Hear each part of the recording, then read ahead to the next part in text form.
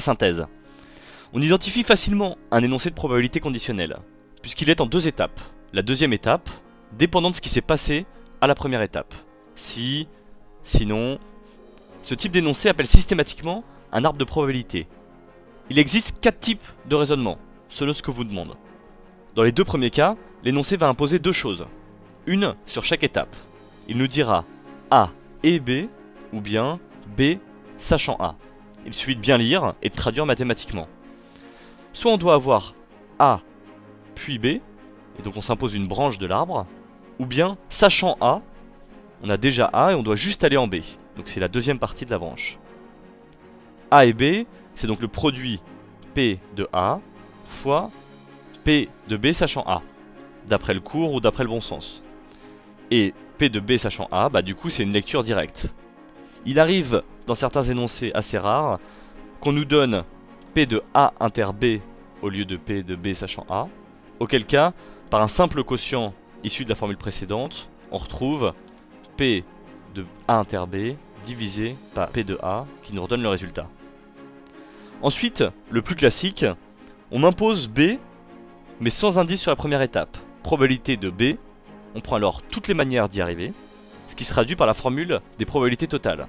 On n'oublie pas d'écrire que A et A bar forment un système complet d'événements.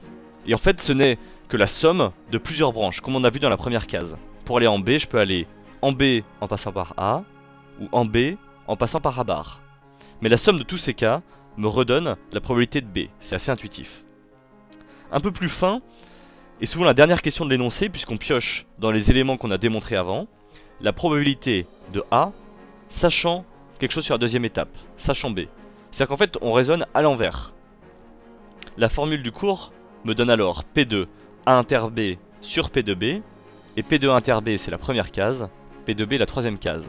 Donc la première case, P de A fois P de B sachant A, divisé par la formule des probabilités totales. On peut encore l'expliquer de façon intuitive. Je vais prendre au numérateur tous les cas favorables, je suis arrivé en B en passant par A, et au dénominateur, tous les cas possibles, je suis arrivé en B, mais je ne sais pas comment. On peut décliner notre arbre pour un phénomène infini, par exemple, chaque jour, un nouvel événement qui dépend de celui de la veille. Auquel cas, en utilisant la formule des probabilités totales, dont je vous rappelle la rédaction, hein, ici AN et AN bar est un système complet d'événements, en nommant P de AN, Pn de façon générale, on a une expression de Pn plus 1 en fonction de Pn. Et oui, parce que P de AN bar, c'est 1 moins Pn. Le reste étant des probabilités qu'on connaît, on obtient une suite définie par récurrence. Et donc on embraye sur des exercices classiques de suite. Ici, une suite intermédiaire. On a donc 4 raisonnements types, et chacun appelle une formule. Il y a une petite finesse quand ça nous emmène vers une suite récurrente, à bien comprendre. Mais donc les questions de probabilité conditionnelle, c'est du pain béni, parce qu'il ne peut pas y avoir de surprise. Et la vie est belle.